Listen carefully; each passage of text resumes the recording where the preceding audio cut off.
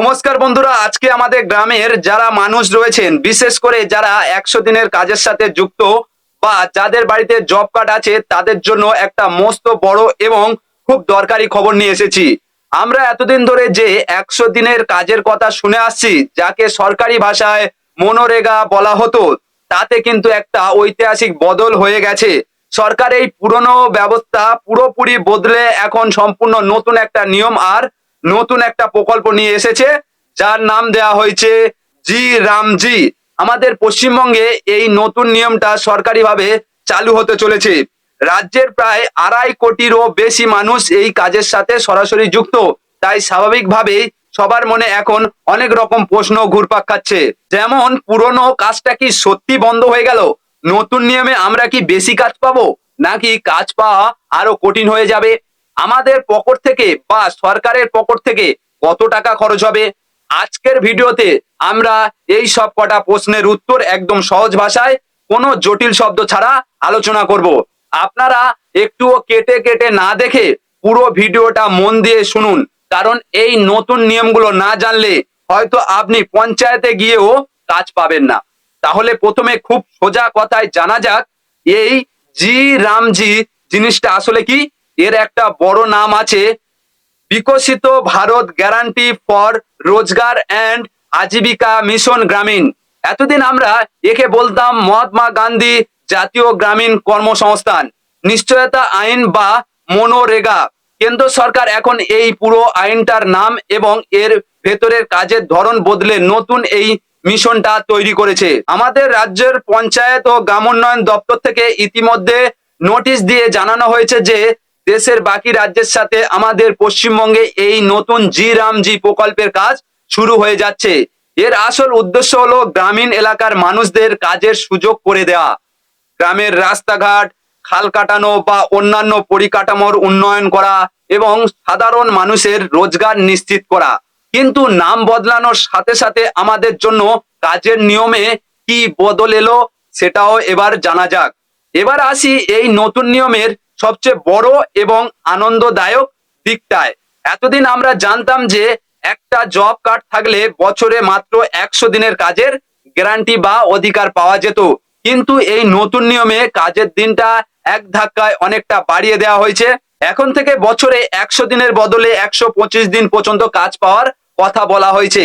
তার মানে একটু ভেবে দেখুন, গ্রামের সাধারণ খেটে খাওয়া মানুষরা এখন বছরে আরো অতিরিক্ত 25 দিন বেশি কাজ করার সুযোগ পাবেন। এই বাড়তি 25 দিনের কাজ কিন্তু গ্রামের গরিব পরিবারগুলোর খুব উপকারে আসবে। আমরা সবাই জানি, বছরের একটা নির্দিষ্ট সময় থাকে যখন মাঠে কোনো চাষবাসের কাজ থাকে না, সাধারণ মানুষের হাতে 1 টাকাও থাকে না। সেই কঠিন সময়ে এই বাড়তি 25 দিনের কাজ মানুষের ঘরে দুবেলা অন্ন জোগাতে এবং সংসার চালাতে মস্ত বড় সাহায্য করবে। তবে এই 125 দিনের কাজ পাওয়ার রাস্তা কিন্তু সবার জন্য একই রকম হবে না। এর পেছনে একটা বড় সত্য রাখা হয়েছে। হ্যাঁ বন্ধুরা, কাজ বাড়লেও কাজ পাওয়ার নিয়ম কিন্তু এবার আগের চেয়ে একটু কড়া বা শক্ত করা হয়েছে। আমাদের রাজ্যে প্রায় 2,56,00,000 মানুষের নামে জব কার্ড আছে, কিন্তু নতুন নিয়ম অনুযায়ী এই কার্ড থাকলেই যে আপনি কাল থেকে কাজ পেয়ে যাবেন তা কিন্তু নয়। সরকার পরিষ্কার জানিয়ে দিয়েছে, ভোটার তালিকা সংশোধনের একটা বিশেষ কাজ হয়েছে, যার নাম দেয়া হয়েছে এসআইআর। যাদের নাম এই সংশোধিত চূড়ান্ত তালিকায় নেই, তারা কিন্তু আপাতত এই নতুন কেন্দ্রীয় প্রকল্পের কোনো সুবিধাই পাবেন না। অর্থাৎ আপনার নথিপত্র, আধার কার্ড, ভোটার কার্ড এবং পরিচয় খুব ভালো করে ভেরিফিকেশন বা যাচাই করা হবে। ভুয়ো কার্ড বন্ধ করতে বা জালিয়াতি রুখতে প্রশাসন এই কড়া ব্যবস্থা নিয়েছে। তাই আপনার নথিপত্র যদি একদম ঠিকঠাক না থাকে, তবে কিন্তু এই 125 দিনের কাজ পাওয়ার সুযোগ হাতছাড়া হয়ে যেতে পারে। আপনাদের কার কার নথিপত্র একদম রেডি আছে, কমেন্ট করে কিন্তু অবশ্যই জানাবেন। এবার চলুন একটু টাকার হিসাবটা আপনাদের সহজ করে বুঝিয়ে বলি, কারণ এই জায়গাটা জানা খুবই দরকার। সরকারি হিসাব অনুযায়ী এই নতুন প্রকল্পে চলতি বছরে মোট খরচ ধরা হয়েছে 14,000 কোটি টাকারও বেশি। আগে যখন মনরেগা বা 100 দিনের কাজ হতো, তখন খরচের 90% টাকাই দিত কেন্দ্র সরকার, আর রাজ্যকে দিতে হতো মাত্র 10%। কিন্তু নতুন এই জি রামজি প্রকল্পের কেন্দ্র সরকার তার ভাগের টাকাটা অনেকটা কমিয়ে দিয়েছে। এখন কেন্দ্র থেকে দেবে 60% টাকা আর বাকি 40% টাকা দিতে হবে রাজ্য সরকারের। তো টাকার অঙ্কে বললে এই 14,000 কোটির মধ্যে কেন্দ্র দেবে 8,508 কোটি টাকা আর রাজ্যকে দিতে হবে নিজের তহবিল থেকে 5,972 কোটি টাকা। এই মোট খরচের প্রায় 60% টাকা সরাসরি যাবে শ্রমিকদের মজুরি অর্থাৎ বেতনের জন্য, আর বাকি 40% টাকা খরচ হবে গ্রামের রাস্তাঘাট তৈরির জিনিসপত্র কেনার জন্য। যেহেতু রাজ্য সরকারকে এখন আগের চেয়ে অনেক বেশি টাকা নিজের পকেট থেকে দিতে হবে, তাই এটা রাজ্যের ওপরে একটা বড় আর্থিক চাপ তৈরি করবে।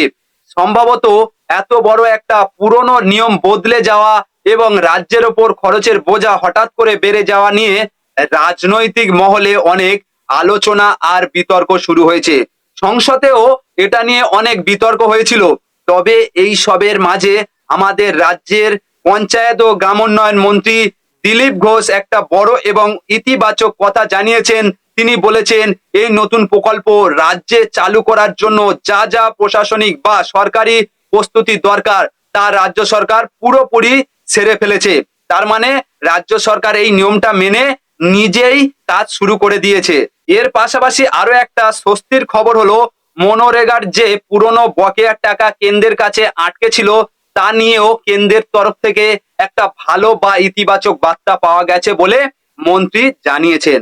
অর্থাৎ পুরনো টাকা পাওয়ারও একটা আশা তৈরি হচ্ছে। তাহলে সব মিলিয়ে মোদ্দা কথা কি দাঁড়ালো, আমাদের রাজ্যে নতুন জি রামজি প্রকল্পের কাজ কিন্তু শুরু হয়ে গেছে।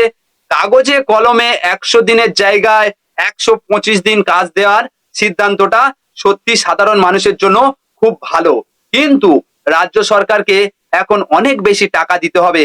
এখন দেখার বিষয় হলো রাজ্য সরকার ঠিকঠাক টাকা যোগান দিতে কত দ্রুত সাধারণ মানুষের কাছে এই সুবিধাটা পৌঁছে দিতে পারে।